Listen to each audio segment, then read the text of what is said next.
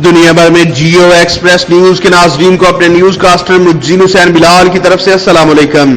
अहम खबर शामिल करते हैं मंडी बहाउद्दीन से, जहां तर्जमान वजीर आजम पाकिस्तान नदीम अफजल चांद अपने मुख्तारे को दुनिया के सामने ले आए। नदीम अफजल चांद ने लॉकडाउन में थोड़ी नरमी होते ही मुख्तारे से मुलाकात की वीडियो सोशल मीडिया पर वायरल कर दी। गुज़िश्ता दिनों लीक ऑडियो कॉल पर मुख्तारे का क्या रिएक्शन था, सुनते हैं जियो एक्सप्रेस न्यूज से नदीम अफजल चांद और मुख्तारे की जुबानी। बिस्मिल्लाहिर्रहमानिर्रहीम। अज हुकूमत भी कुछ नरमी की है तो बड़े दिनों तो बाद मेरी अपने मुख्तारे नाल मुलाकात हुई है, जेड़ा घर रहा है बड़े दिन। तो मैं क्या तुहाडी भी मुख्तारे नाल मुलाकात कराई है। की हाल है भाई मुख्तारिया? ठीक है, मैंने से बोलदा ठीक साथ अल्लाह का शुक्र जी।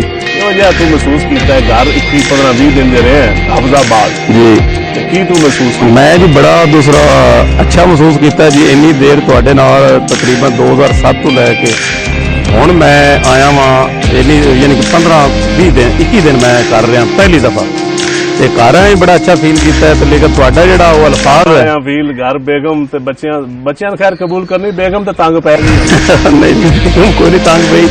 ते बाकी बड़ा दूसरा तुहाडे तुसां कहण नाल वो मैनूं जिहड़ा डराया मैसेज करके उहदी वजह तो मैनूं मैं आप महफूज रहा वहाँ, मेरे बच्चे महफूज रहे हैं। तो असीं ते बड़ा तुहानूं एप्रीशिएट करने हैं, तुसां बड़ी मेहरबानी की मेरी जिंदगी ते जिहड़ा एक मैं दोबारा जिहड़ा 21 दिन बाद लेकिन वो तो महसूस की थी। लेकिन तू मशहूर भी बड़ा हो गए। ये मशहूर बस मीडिया मेरे नाल बड़ा मशहूर हो गए। मशहूर मीडिया कर दिता जी, सोशल मीडिया ने बड़ा मशहूर किया जी।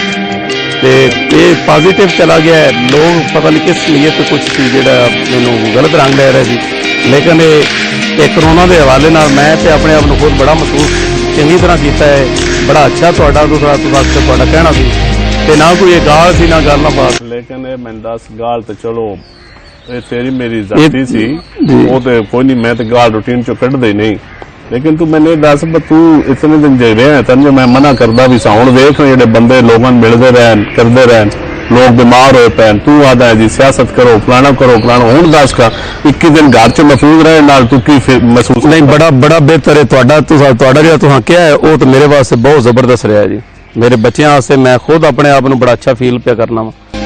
ये मैं दस बने वीडियो लीक की हुई है जो मैं मेरी तेन गली आई ये भाई मेरे को कसम है मेरे को नहीं है लीक हुई। ये पता नहीं किदों लीक हुई है। तू कीती थी या मैं कीती? नहीं मैं नहीं, बिल्कुल मैं तो इस चीज का हल्फन मेरे को लीक नहीं हुई।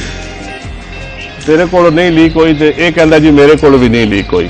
तो फिर मेरा ख्याल है ये ढूंढने जरूर पहुंची कि अगर इसकी नहीं की तो मैं नहीं की तो व्हाट्सएप का वॉइस मैसेज भी, अगर व्हाट्सएप का वॉइस मैसेज भी लीक होता है तो सोचना तो पहुंची कि किमें होता है।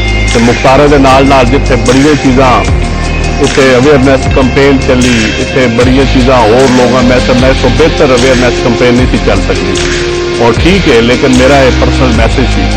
लेकिन मुख्तारिया बड़े दसना जरूर पहुंची, ढूंढनी जरूर पहुंची दे लीक किमें नहीं तलाश करनी चाहिए। और मेरा ख्याल है इंशाल्लाह पता जरूर लगे। मैंने तलाश करनी चाहिए सर।